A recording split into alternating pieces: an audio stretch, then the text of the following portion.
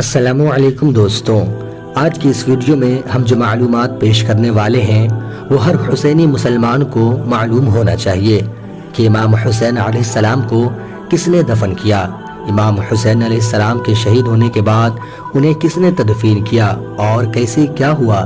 یہ سب باتیں ہم آپ کو اس ویڈیو میں بتائیں گے، تو لہٰذا میری گزارش ہے کہ اس ویڈیو کو آخر تک ضرور دیکھیں۔ پیارے دوستوں، 10 محرم کو جب امام حسین علیہ السلام کی شہادت ہو گئی تو اولاد رسول اللہ صلی اللہ علیہ وسلم کو قید کیا گیا۔ ہمارے آقا حضرت محمد مصطفیٰ صلی اللہ علیہ وسلم کی بیٹیوں کو بے پردہ کر کے کوفے اور شام کی طرف لے جایا گیا۔ آگے آگے فوج یزید ناچتی ہوئی جا رہی ہے اور پیچھے پیچھے رسول اللہ کی بیٹیاں نواسیاں قید ہو کر چل رہی ہے۔ فوج یزید ملعونوں کے ہاتھوں میں تمام شہیدوں کے کٹے ہوئے سر تھے، اور وہاں پر بغیر سر کے زمین کربلا پہ یہ مقدس جسمات جو شہیدان کربلا کے تھے وہ بکھرے پڑے تھے۔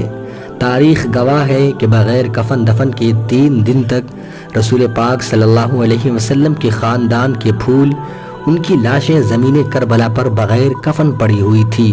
13 محرم 61 ہجری کو جب آس پاس کے لوگوں کو معلوم ہوا کہ فوج کا پہرا کم ہو گیا ہے تو انہوں نے سوچا کہ چلو اب نہر فرات سے پانی بھر کے لاتے ہیں۔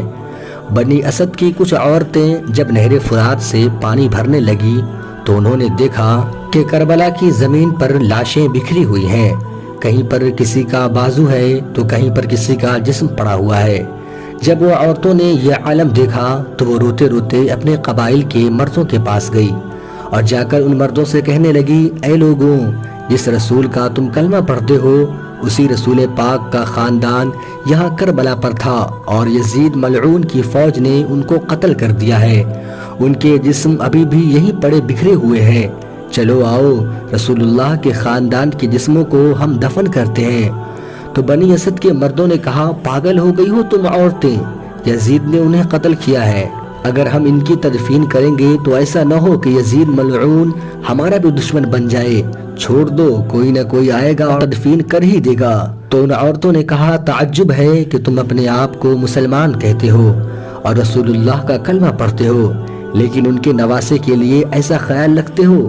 کیا تمہیں یاد نہیں کہ ہمارے آقا نے کیا کہا تھا کہ ہمارے اہل بیت سے محبت کرو، اگر تم نہیں جاتے ہو تو مت جاؤ، ہم کریں گے رسول پاک کے خاندان کو دفن۔ بات جب یہاں تک پہنچی تو انہی بنی اسد کے مردوں میں سے کچھ لوگوں کی غیرت جاگ گئی اور وہ ان عورتوں کے ساتھ زمین کربلا آ پہنچے۔ جیسے ہی وہ لوگ زمین کربلا پہنچے تو دیکھا کہ وہاں پر کسی کے جسم پر سر نہیں ہے تو کسی کے جسم پر بازو نہیں ہے، آخر کس کس کو کس طرح سے دفن کیا جائے۔ تو انہوں نے سوچا کہ ایک بڑا سا گڈھا کھودتے ہیں اور سب جسموں کو ان کے اندر ہی ایک ساتھ دفن۔ وہ گڈھا کھود ہی رہے تھے کہ اتنی ہی دیر میں ایک گھوڑ سوار وہاں پر آ گیا۔ ان لوگوں نے سمجھا کہ شاید کوئی سپاہی آ گیا ہے، پھر ان سے پوچھا کہ کون ہو آپ؟ تو وہ گھوڑ سوار کہنے لگا، میں رسول اللہ کے نواسے کا بیٹا زین العابدین ہوں۔ اس جوان کو دیکھ کر سب کی آنکھیں بھر آئی۔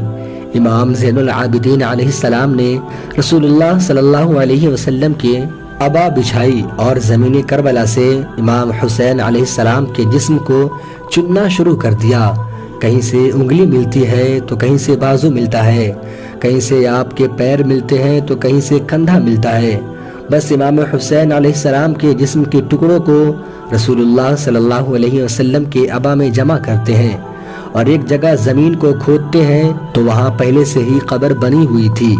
اس کے بعد امام حسین علیہ السلام کو دفن کرتے ہیں اور انہی کے ساتھ اپنے بھائی علی اکبر اور علی اصغر کو بھی تدفین کرتے ہیں اور ایک قبر بنا دیتے ہیں، اور جہاں لوگوں نے بہت بڑا گڈھا کھود دیا تھا وہاں دوسرے جسموں کو تدفین کر دیتے ہیں، اور اس جگہ کو آج بھی گنج شہیدہ کہا جاتا ہے جہاں پر باقی شہیدوں کے جسم ایک ساتھ دفن ہے۔ جب تمام جسم تدفین ہو چکے اور سب لوگ جانے لگے تو امام سجاد علیہ السلام نے فرمایا، ٹھہرو، ابھی بھی ایک تدفین ہونا باقی ہے۔ لوگوں نے کہا، ابھی تو کوئی نظر نہیں آ رہا ہے۔ امام سجاد علیہ السلام نے فرمایا، آؤ نہر فرات کی طرف۔ جیسے ہی لوگ نہر فرات کے قریب جانے لگے تو ایک بازو نظر آیا، اور تھوڑا آگے بڑھے تو دوسرا بازو پڑا نظر آیا، بس تھوڑا آگے ہی چلنا تھا کہ عباس علمدار کا جسم مبارک ان کو نظر آیا۔ جناب عباس علمدار کو اسی جگہ دفن کر دیا گیا جہاں پر وہ گھوڑے سے زمین پر گرے تھے۔ آج بھی قبر مبارک عباس علمدار اور قبر امام حسین علیہ السلام ایک دوسرے کے آمنے سامنے ہیں۔ سلام ہو رسول اللہ صلی اللہ علیہ وسلم کے خاندان پر، سلام ان شہیدوں پر جن کے جسم 3 دن تک بے گیر و کفن رہے، اور سلام ہو امام حسین علیہ السلام پر جنہوں نے اتنی بڑی قربانیاں دی۔ دوستوں، آج کی اس ویڈیو میں اتنا ہی، پھر ملتے ہیں اگلی ویڈیو کے ساتھ، تب تک کے لیے اللہ حافظ۔